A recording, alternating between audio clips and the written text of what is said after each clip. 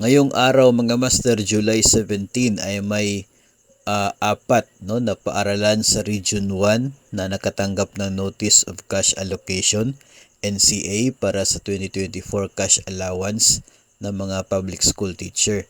San Nicolas East National High School, San Fabian National High School, Tayog National High School at Dagupan City National High School.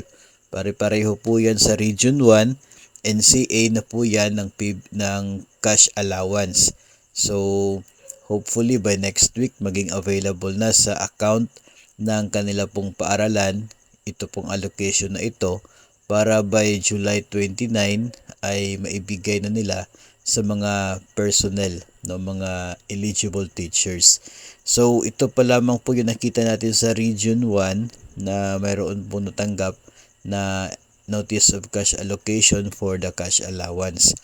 Marami pa rin po siguro ng mga rehiyon ang nag-aabang nito para po maisiguro na pagdating po ng simula ng pasukan by July 29 ay maibigay din nila ng mga division ito pong cash allowance na ito.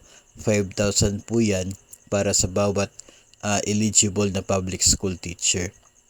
So hopefully po ay on time na maibigay ito para sa mga teachers dahil alam po natin na ito ay mayroon po malaking tulong para po magampanan nila o maipagpatuloy po nila yung kanila pong pag-deliver sa learning ng mga students.